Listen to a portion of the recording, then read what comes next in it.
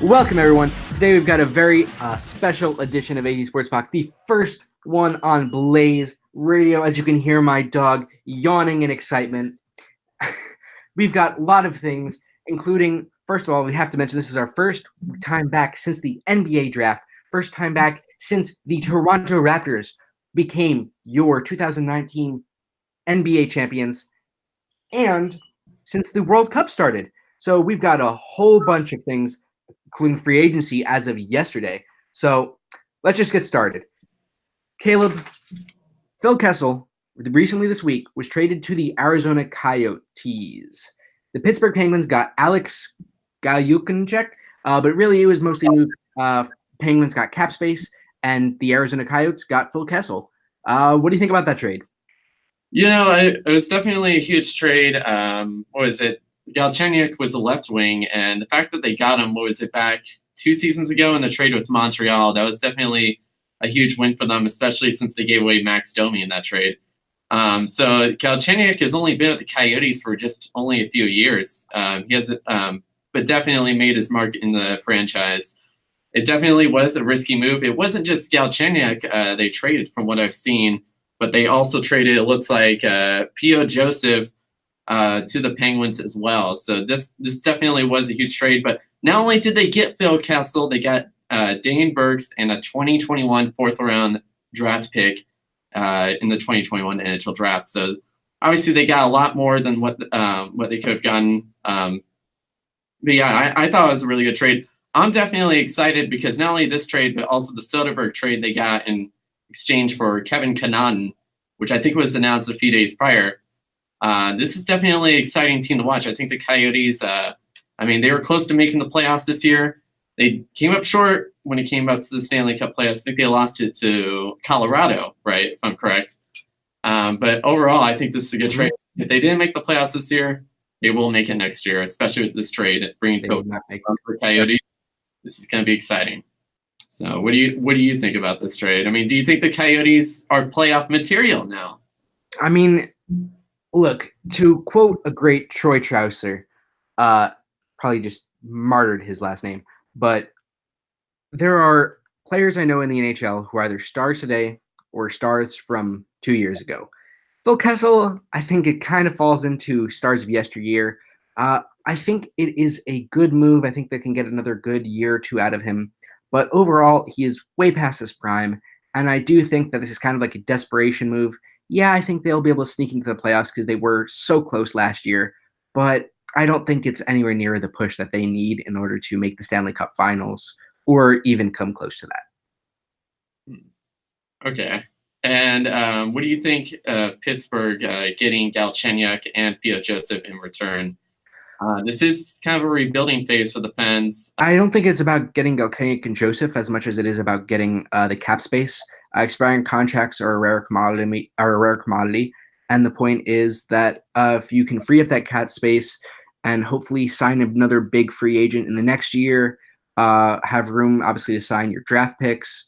I think the cap space was more of the big, and then if you get some prospects that can be hit or miss, you can get some proven role players. But I feel like it's more about the cap space than anything. Yes, I think correct me if I'm wrong, I think Kessel has 2 years left on his contract, and Galchenyuk has 1 year left. Yes. So that's definitely an interesting move. But Henry, let's move on to baseball. We are on a short time schedule here since we have to only have an hour on this show. The MLB All-Star lineup has officially been announced. This year is going to be taking place in the home of the Rock and Roll Hall of Fame, Cleveland, Ohio. One of the players selected in the lineup is Ketel Marte. What do you think of the lineup this year? What players did you think stood out to you in this lineup? So I'm just going to go through the lineup for people who don't know. The stars for the American League are Gary Sanchez, Carlos Santana, DJ LeMahieu, Alex Bregman, Jorge Polanco, Mike Trout, George Springer, Michael Brantley, and Hunter Pence. And the starters for these are just batters. And the starters from the National League are Wilson Contreras, Freddie Freeman, Ketel Marte, Nolan Arenado, Javier Baez, Christian Yelich, Cody Bellinger, and Ronald Acuna Jr. This is huge for Ketel Marte. There's a lot, and basically he last year was nowhere on the All-Star radar, and for him to be starting in the National League, I know it's a second baseman, but there are a lot of other good options. Mike Moustakas is there, and then I'm pretty sure the Royals are. So that would mean that also there is. I'm totally blanking on his name, but there's second base is a very hard position to break into, and it's pretty impressive the fact that Ketel Marte got that. He's a fairly young prospect, and this is really his rise to stardom, especially after players such as Paul Goldschmidt were traded, and Paul Goldschmidt actually is nowhere near. He didn't get many votes at all. So it's good for the Diamondbacks that they have a starter in the All-Star game. Do you think also, I mean, I guess this could be a rapid fire question for later on, but it's never too early to jump into it. When it comes to the home run derby, I'm not sure if that was announced yet. So far, I think 5 of the participants have been announced, but there are 3 that have not. Okay, so who are those 5, and which one of those 5 stand out to you? The one that stands out to me the most is probably Pete Alonso. He's kind of like a not no name, but he's very young. He's on the Mets.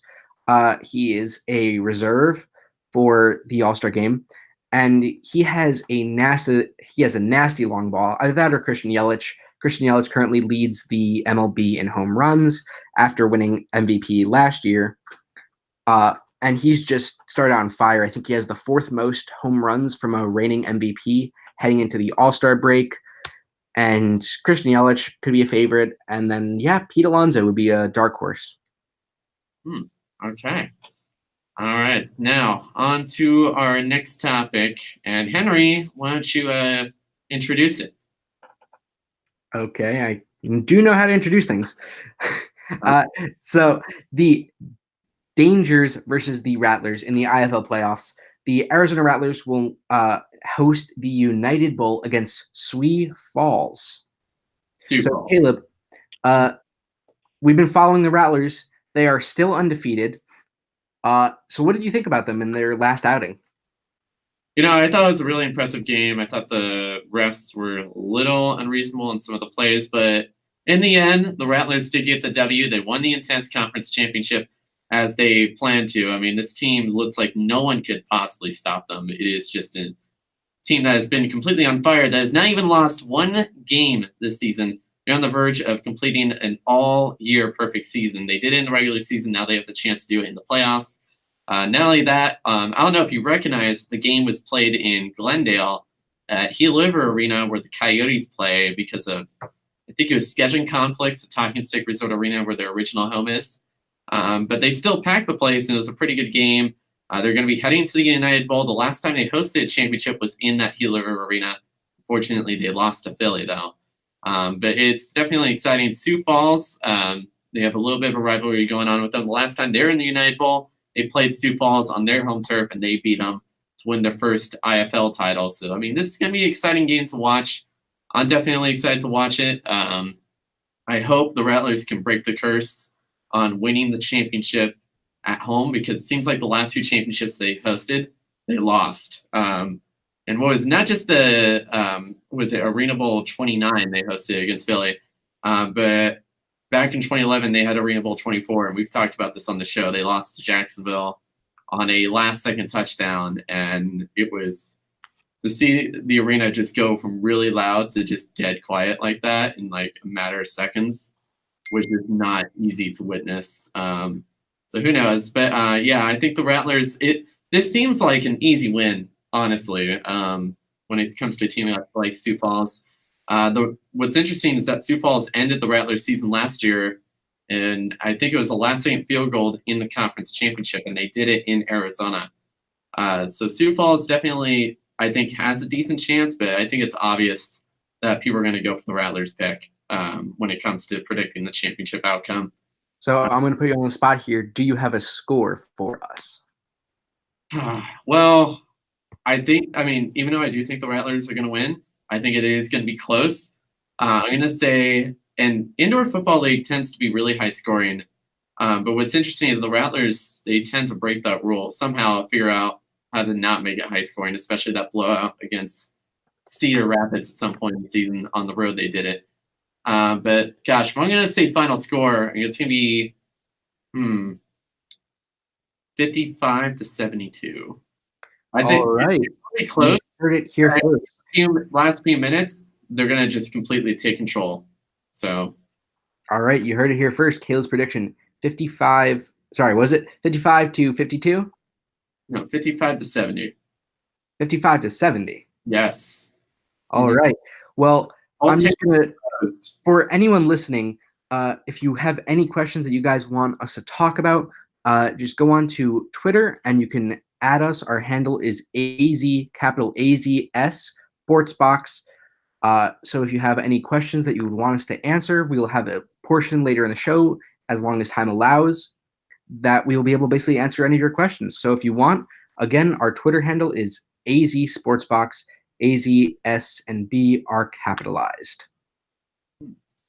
All right. Now, it is time now to go outside the AZ Sports Box as we talk about all the latest sports news going on outside the Valley. And we start with the FIFA Women's World Cup. I believe Team USA is playing right now as we speak.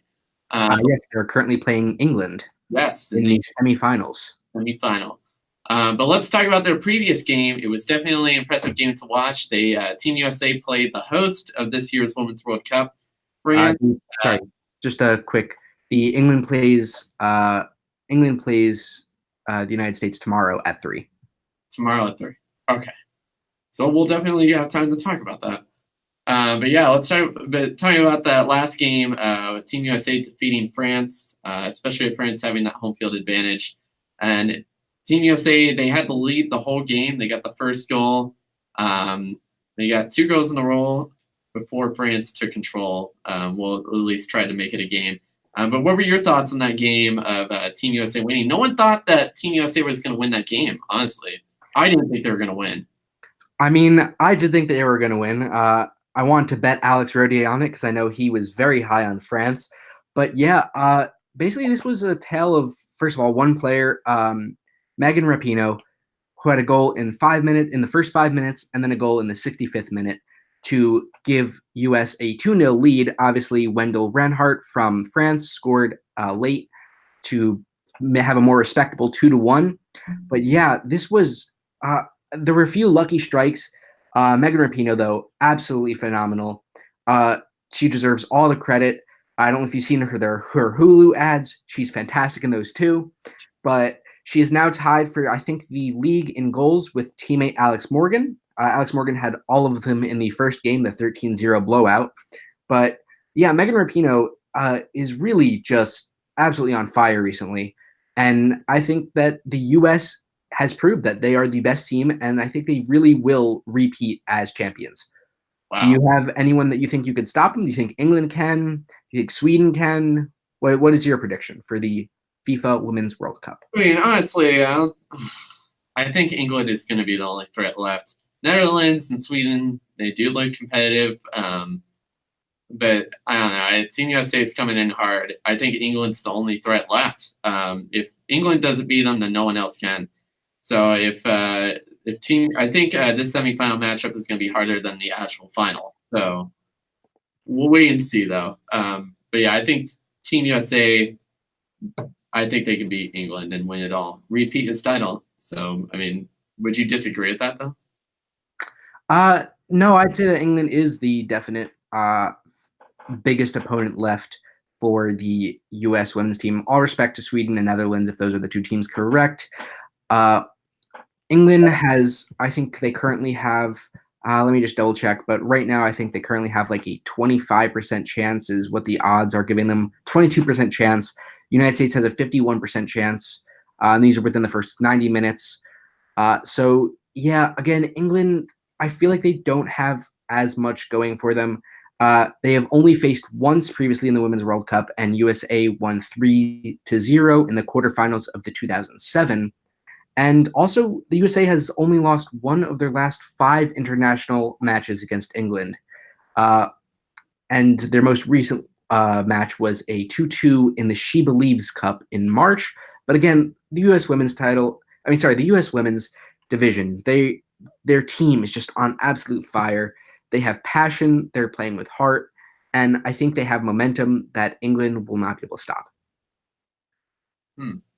Okay. So, but moving on to our next topic. And it's a topic that's really been causing a lot of chaos recently. Wish we had Alex Rodier on for this. But yeah, it's just chaos. NBA free agency. This has got to be probably one of the biggest free agency frenzies I've ever seen in NBA history.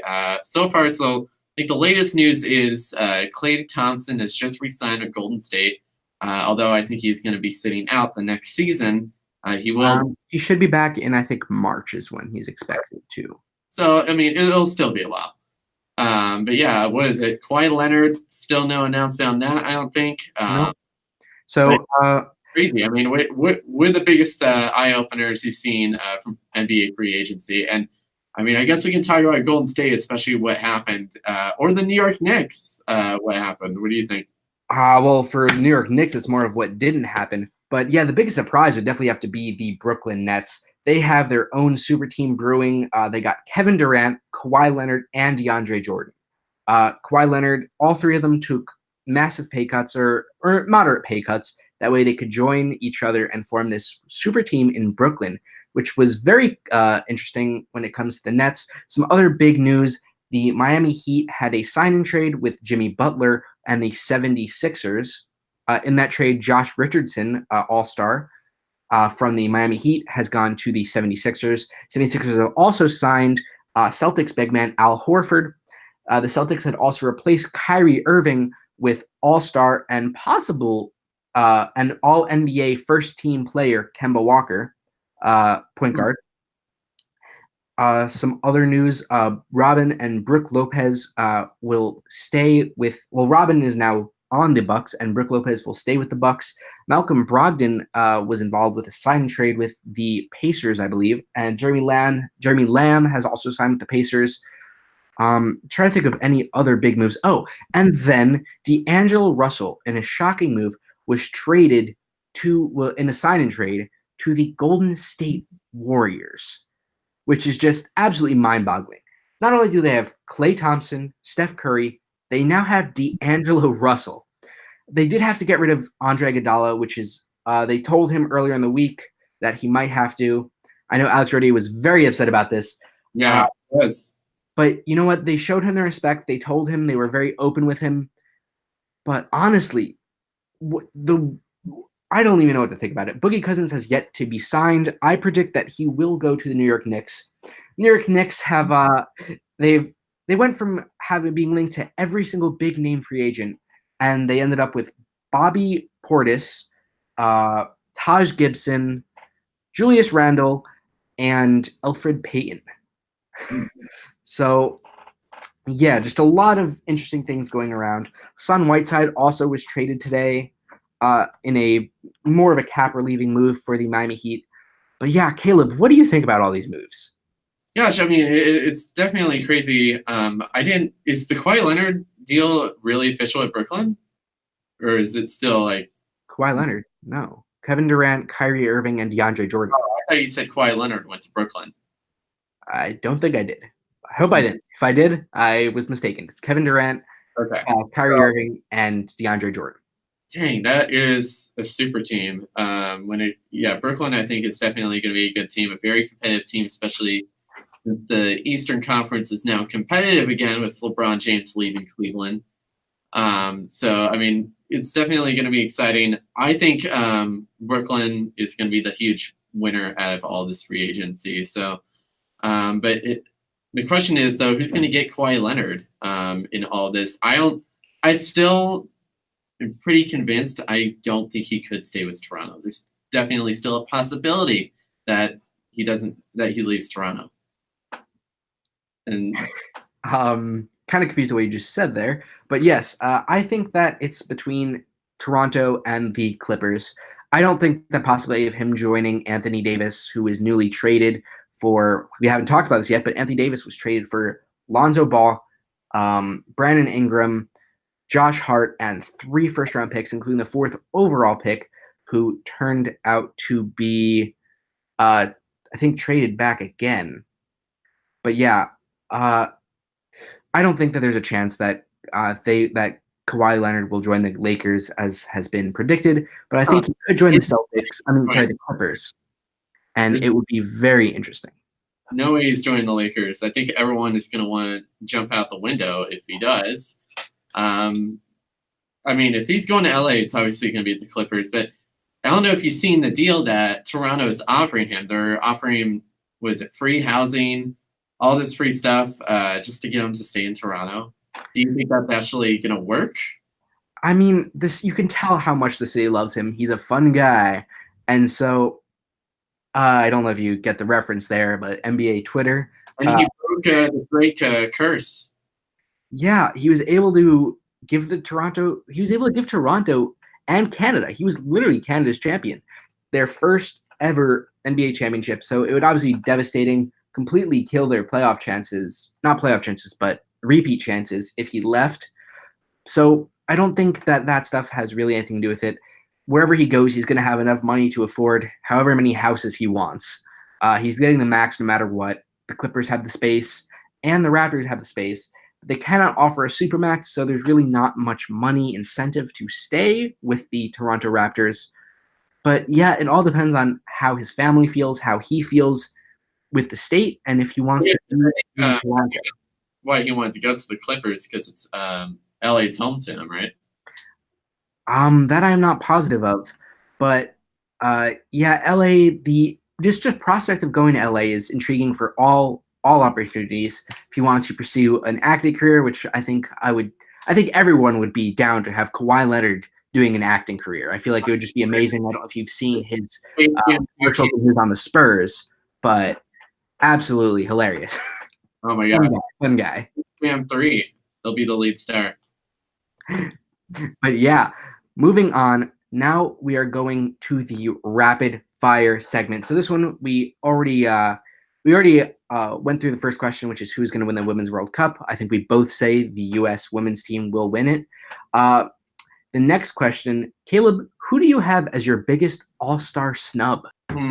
Biggest all-star snub. So for those of you who don't know, an all-star snub is basically saying someone who everyone thought would get a all-star either starting spot or reserve spot, but was not given either. A snub basically means that people think that they should have deserved a spot, but they were snubbed out of it, meaning they did not get it.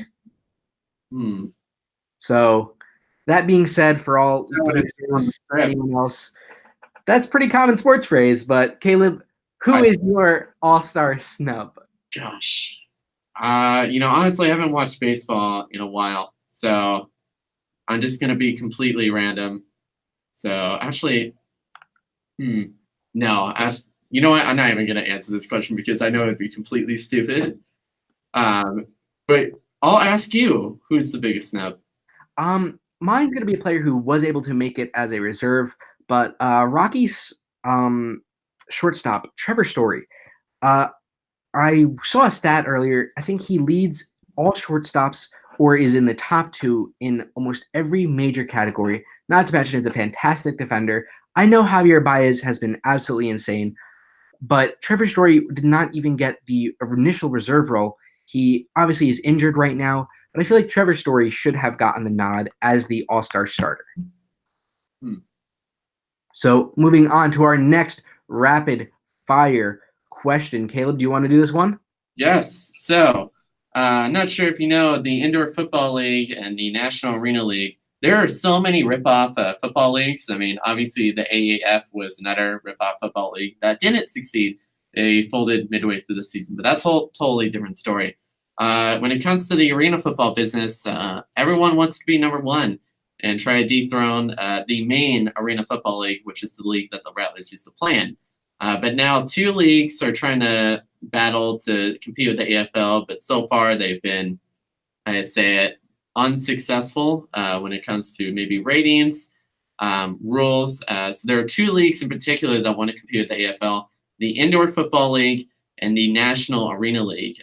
So basically, the 2 leagues, they've been kind of a combination of former AFL teams that left the AFL because of ongoing disagreements. The league was declining, all that kind of stuff. So the Arizona Rattlers, Iowa Barnstormers, and I think the Spokane Shock at the time, they folded.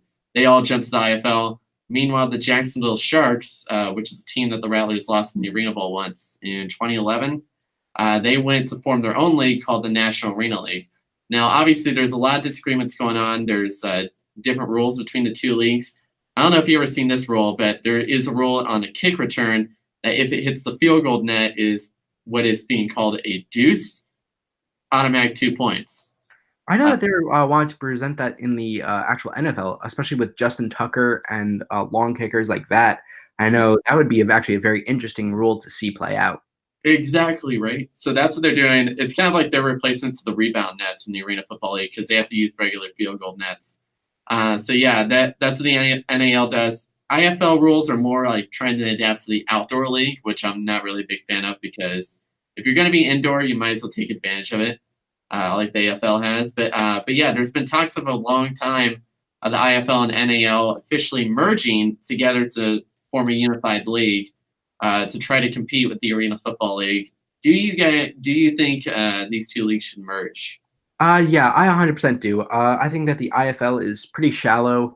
I know that unfortunately, that would probably hurt the Arizona Rattlers as they are currently the IFL Kings, presumably, as they go on to the championship. But I do think that, just the fact that you have to play the same team over 3 times, I think the You played like 4 times this season. Yeah, and there's not enough teams for it to be really compelling. 6-6 teams were missing out. And it's just you have too much of the same old. The same teams are again in the playoffs. Sioux Falls, the Arizona Rattlers, the people who you would have expected to be dominating are dominating. And again, there's not that many teams, so there's not much parity. And so I feel like the merge would definitely be beneficial for both leagues because they are so shallow. I feel like if they kind of form a compromise on the rules and are just able to figure out a lot of the small things, it will be such a big thing for both leagues to be able to do. And not only that, was it both leagues? They're definitely pretty small. IFL has 10 teams, and the NAL currently has 6. And what's interesting, if you look at the team map, NAL has a lot of teams out east. They got a team in Carolina, Columbus, Georgia, not Ohio, Jacksonville, Orlando, Massachusetts, and IFL has teams in San Diego, the Arizona Rattlers, of course, and a bunch of Western teams. So combining the two leagues kind of basically like bringing a West and East Coast league together. And that might be another reason why they don't. Obviously, it's a lot of travel. It's a lot of stress on the players. And then you're switching with different time zones, so that creates a lot of different problems as far as broadcasting and stuff. But again, I feel like 16 teams alone is so much more of an improvement over 6 or 10 teams. That way, you can have a season and you don't see the same team multiple times, or you don't see the same team again and again and again. It's okay to see it maybe 2 times, 3 if it's in the playoffs, but to, again, play the same team 4 times is just a bit overkill, especially when you sweep the series. Then it's like, why even show up? So I feel like this could definitely be beneficial for both. I think what's also interesting is the attention the Rattlers have been getting from the media has just been completely ridiculous. Pretty much being ignored. What was it? They made it all the way to the Intense Conference Championship, and what was it? I'd seen a lot of Rattler discussion boards from fans, and a lot of people got upset. Like, the media doesn't give any attention on this, despite the fact that they're hosting the main championship game in 2 weeks against Sioux Falls. So I think merging the two leagues could definitely be a good way to help boost attention since they're in a really, I say, surviving league and hopefully maybe thriving in the future. Moving on, our next question. So the MLB recently held a neutral site series in London, England at the what is called the London Stadium that hosted the 2012 Olympic Games, that hosted the opening and closing ceremonies. Today, it is now home to a Barclays Premier League team called West Ham United. And recently, they hosted their first ever baseball series between the Boston Red Sox and the New York Yankees. Should the MLB pretty much experiment on playing more overseas, not just London, maybe other Europe countries or maybe Asia? Never know. Where do you think they should go? Speaking on that series, it was actually really interesting. I was watching some of the promos, me being in the New York area. It was very big here. But there was a very interesting promo I saw that was basically the similarities and differences between soccer, England's pastime, and baseball, which is America's pastime, and the basically the major players of both. And so it was a very interesting thing where they were comparing the Yankees and the Red Sox to British soccer teams who were also dominant. I think that the teams were. I don't want to mess this up, so I'm going to actually quickly look this up. But it was very interesting to see kind of like the similarities and differences, and there really was a following. I don't know if you watch any of those games, but especially to bring such a heated rivalry to London. Like, what do you think about that? The effect of the teams it was being the defending world champs and one of the most exciting teams and rich in history in the New York Yankees.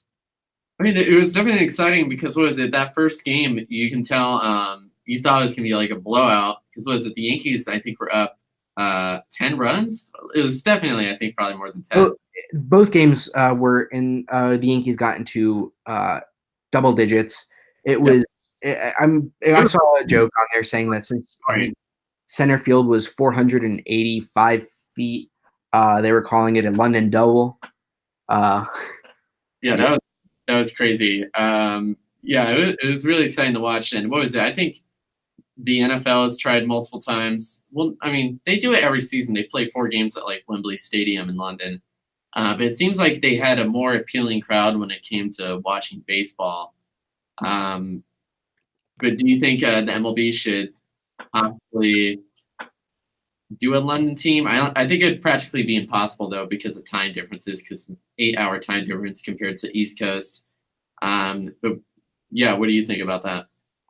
I mean, yeah, I think that they should have more series in London. I feel like if they could get more regulation baseball stadiums, but even so, it was very impressive. The first game was 17-13, which is just absolutely insane to have 30 runs scored, and it made it actually very enjoyable.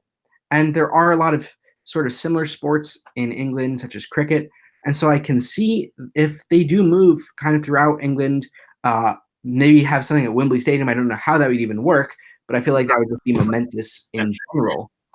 And yeah, I feel like they can move a lot around Europe. I think a Paris series could be in the works. It all depends on where the fan bases are for baseball. Well, what's interesting, I think the last time the MLB went overseas, and I remember this because the Diamondbacks were involved, it was an opening day series in March for the Dodgers and the Diamondbacks, and they played in Sydney, Australia at a cricket ground stadium. And it had I think it was a pretty good turnout. I thought it was pretty successful. I think the reason why they had to do it so early is because cricket season takes place during baseball season. But obviously for London, it's different stories. So, I want to see the MLB kind of more go towards Australia than London. But London's a great market. What do you think? Outside London and Australia, to repeat the question again, where should the MLB go? Again, I think I could see something in Paris. I feel like Germany would be very interesting. I would say India, but that would be a lot of work for them to go because cricket is very big there. Oh, I think the NBA is doing a game in India next season. I think it's going to be preseason, but they're definitely have plans to do a game in India. And again, also, I like what they did. The Seattle Mariners went to Japan earlier this year in Ichiro's last game. So I would definitely see a couple games there if they could be safe somewhere in the Dominican Republic. Again, baseball is actually a very big sport, not just in the U.S.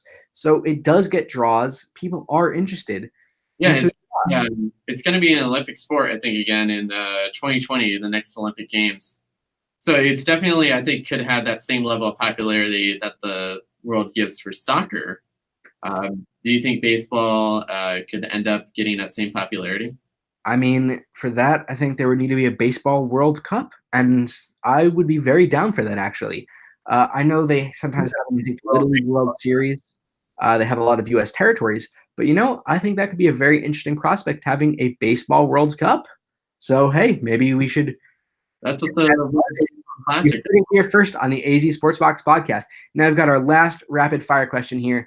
Caleb, going back to free agency, what was the most surprising move to you for any team in the NBA free agency?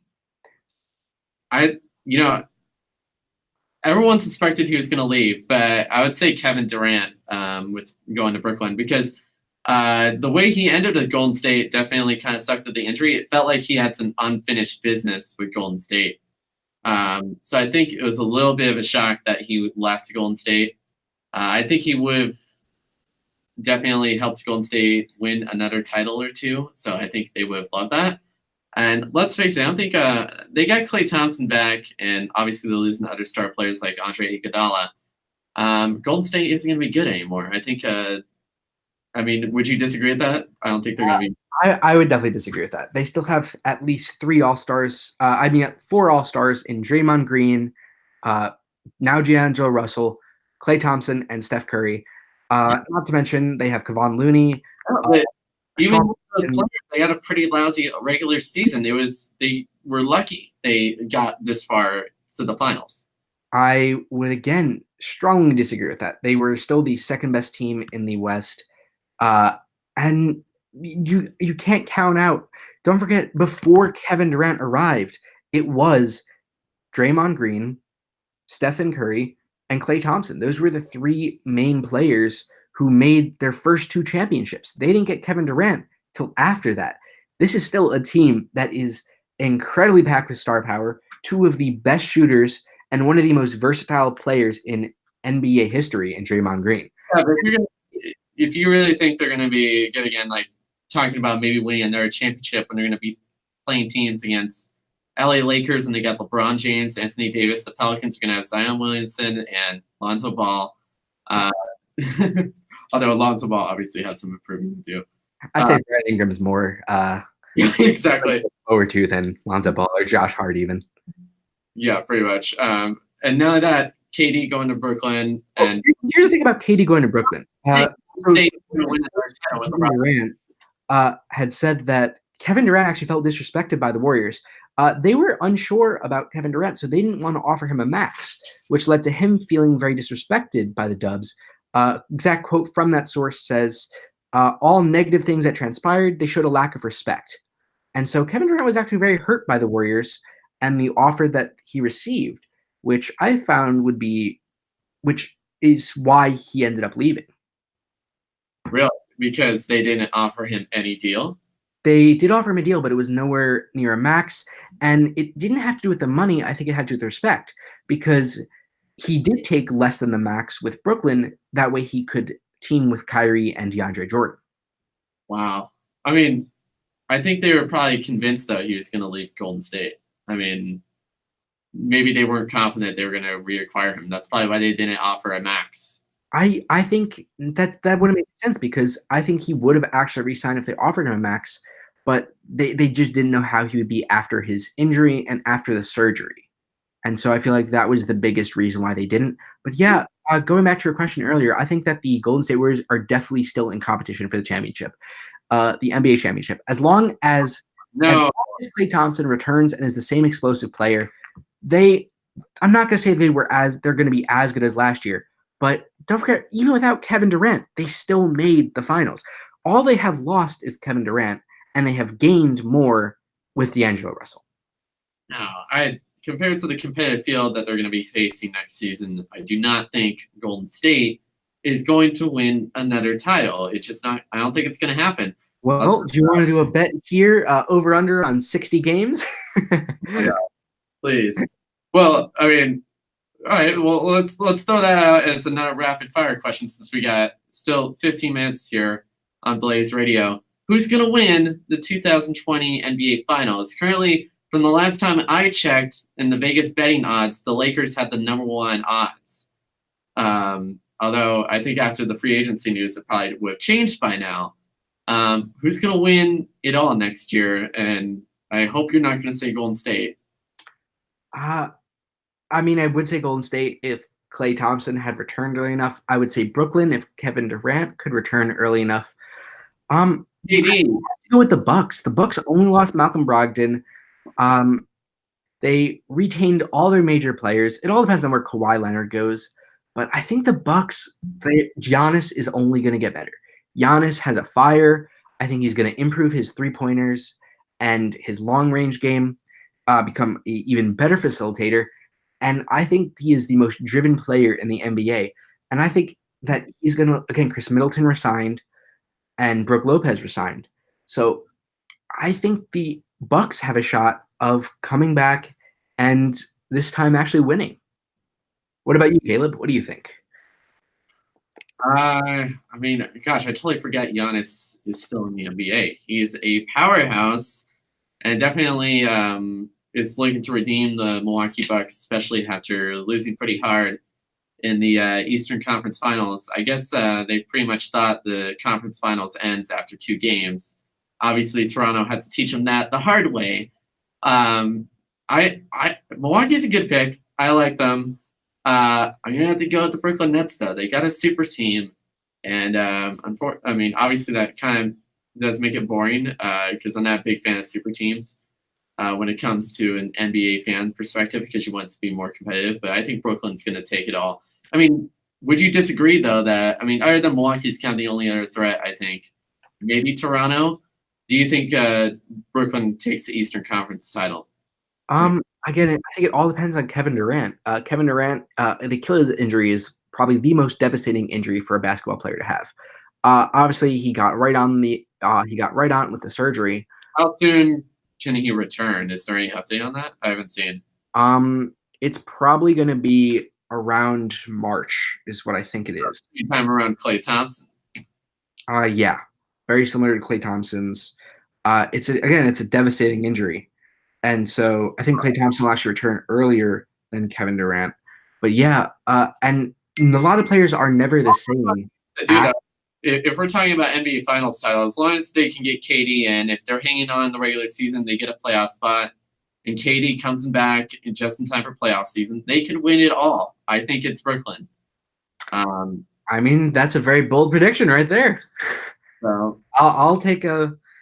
Hey, if you feel lucky, put a $1 bet in. That'll probably net you a good $100 right there.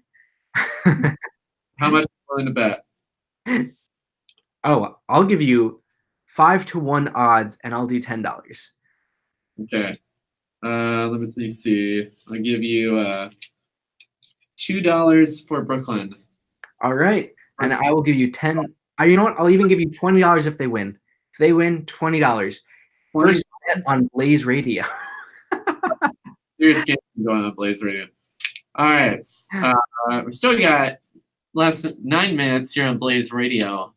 I'm not sure if we still want to talk about NBA free agency. Do you have any closing thoughts on our first show on Blaze? We haven't talked about the Suns much. I know the Suns were very linked with D'Angelo Russell, so I know they have got to be disappointed that they did not get him. They did sign Ricky Rubio, which I know a lot of people are going to be very not upset about, but probably not too happy. They didn't get a big name in the draft either. They traded back. Let's not even talk about the draft. Oh my gosh. It was this disaster. What is going on with the Suns? The Suns and the Knicks are, again, what I do like about the Nets is that they were a team that wasn't, for a while there, they weren't really going anywhere after the whole Paul Pierce thing from, I think, 2011 when they tried pairing Paul Pierce.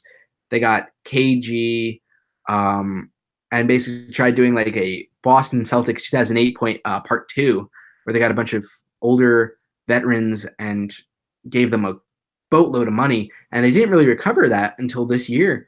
And again, a lot of people didn't see that happening. But now again, they still have Spencer Dinwiddie, one of the funniest people in all of NBA. If you follow his Twitter, his game is absolutely fire. And yeah, they have a lot of interesting prospects.